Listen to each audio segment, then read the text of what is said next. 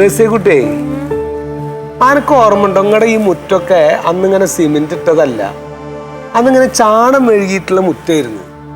ഭയങ്കര രസമായിരുന്നു അന്ന്. ഈ മണ്ണുകൊണ്ട് ഇങ്ങനെ ഇങ്ങനെ കളം പിടിച്ചിട്ട് അതിങ്ങനെ ചാണകവെള്ളം തെളിച്ച് ഇങ്ങനെ എല്ലാ മുറ്റൊക്കെ അടിച്ചിങ്ങനെ വേനൽക്കാലം വരുമ്പോഴത്തേക്കും ഒക്കെ ഇങ്ങനെ ചാണം മെഴുകി മുറ്റാക്കി ഉണ്ടാവും. കൃഷിയൊക്കെ ഉണ്ടാവുമ്പോ നെല്ലുണക്കാനൊക്കെ ആയിട്ട് പനമ്പ് വിരിച്ചിട്ട് അതില് ഇങ്ങനത്തെ മുറ്റത്താണ് അതൊക്കെ ചെയ്യുക.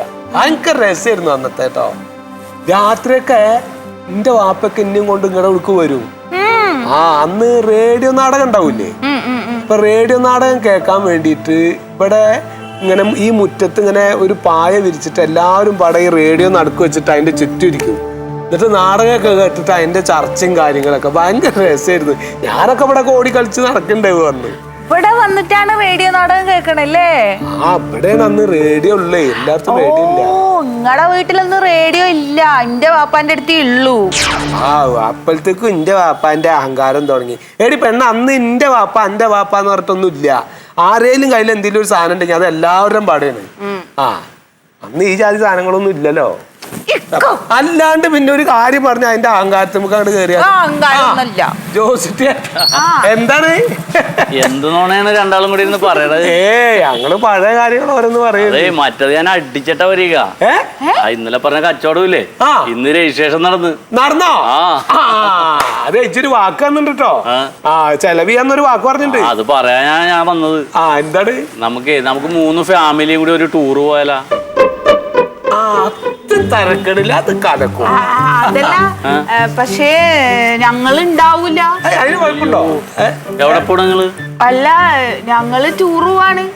ടൂറാണ് നമ്മള് പോണത്. ബാംഗ്ലൂര്, മൈസൂരൊക്കെ 2-3 ദിവസം.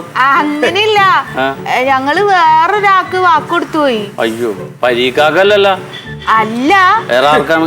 ഇന്റെ ആങ്ങളില്ലേ കബീർക്ക, മൂപ്പര് ഇങ്ങനെ ഒരു ഓഫർ പറഞ്ഞപ്പോഴേ ഞങ്ങൾ സമ്മതിച്ച്. അല്ല, കബീറിനോട് വിളിച്ചു പറഞ്ഞാ പോരെ? നമ്മളിങ്ങനെ ആലോചിച്ചു പോയി. അത് പറഞ്ഞാ മതിയില്ലേ? അതല്ലാന്നേ, കുറച്ചു നേരത്തെ മൂപ്പര് വിളിച്ച്. അപ്പൊ ഞാൻ പറഞ്ഞ എല്ലാം ഓക്കെയാണ്, കുട്ടീനെ സ്കൂളിലും വിടുന്നില്ല എന്ന് പറഞ്ഞപ്പോ കബീർക്ക് എന്ത് ചെയ്ത് റഷീഖാനെ വിളിച്ചിട്ട് വണ്ടി ഏർപ്പാടാക്കി.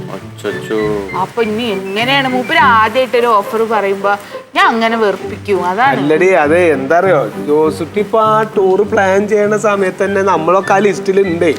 അത് നിങ്ങൾക്ക് എങ്ങനെ അറിയാം? അല്ല, അതിപ്പോ ഓന്റെ മുഖത്ത് നോക്കി അറിയില്ലേ? മനസ്സിലാവണില്ലല്ലോ. എന്നിട്ട് അല്ല റസിയ, ഞാൻ കരുതി നമ്മുടെ 3 കുടുംബങ്ങളും കൂടിയൊക്കെ ഒന്ന് സന്തോഷമായിട്ട് പോയി വരാല്ല. നല്ല കാര്യം നടന്നു കിട്ടിയതല്ലേ എന്നൊക്കെ ഓർത്തിട്ടാണ്. അത് ശരിയാണ്, നമുക്ക് പിന്നെ പോവാല്ല. എനിക്കെന്താ എന്റെ ഇക്കാനെ വെറുപ്പിക്കാൻ പറ്റൂല, അതാണ്. അല്ലടി, ഇപ്പൊ ചെലവ് മുഴുവൻ ഓനാണ് എടുക്കണേ. അതിനിപ്പോ കായലൊന്നും ഇല്ല നമുക്ക്. ഇല്ല, പക്ഷെ ഞാൻ ഇക്കാനോട് വാക്ക് പറഞ്ഞതല്ലേ.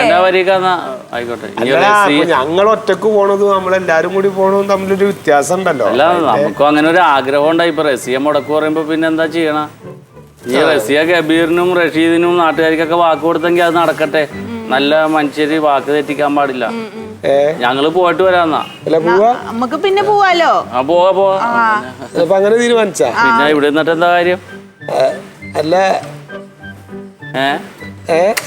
ഒന്നുമില്ല, പോവാണ്. ഞങ്ങള് പോകും, ഏതായാലും തീരുമാനിച്ചല്ലോ. അതെ,